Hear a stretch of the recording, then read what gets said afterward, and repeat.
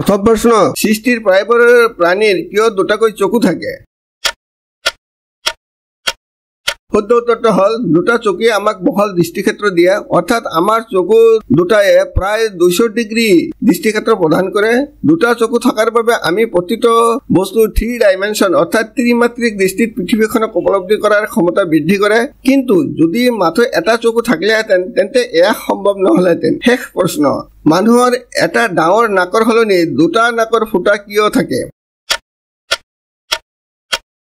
শুদ্ধ উত্তৰটো হ'ল আমাৰ নাকৰ ফুটা দুটাই সময়ে সময়ে বেলেগ বেলেগ ভূমিকা পালন কৰে। যদিও প্ৰতিটো নাকৰ ফুটাই বেলেগ বেলেগ সময়ত নিজৰ ভূমিকাক বাছি লৈ আনটোতকৈ বেলেগ ক্ৰিয়া কৰে, যেনে যিকোনো মুহূৰ্ততে এটা নাকৰ ফুটাই আনটোতকৈ বেছি বায়ু টানিব পাৰে, আনহাতে আনটো নাকৰ ফুটাই কম বায়ু টানিব, যাৰ ফলত ই পৰিৱেশৰ কিছুমান গন্ধ ভালদৰে ল'ব পাৰে। কিন্তু যদি মাথোন এটা ডাঙৰ নাকৰ ফুটা থাকিলেহেঁতেন তেন্তে এয়া সম্ভৱ নহ'লে। অনুগ্ৰহ কৰি চেনেলটো ছাবস্ক্ৰাইব কৰি বেল আইকনটো অন কৰি ৰাখিব যাতে মোৰ নতুন নতুন ভিডিঅ'বোৰ তৎক্ষণাত পাব পাৰে। ভিডিঅ'টো লাইক আৰু শ্বেয়াৰ কৰিবলৈ নাপাহৰিব।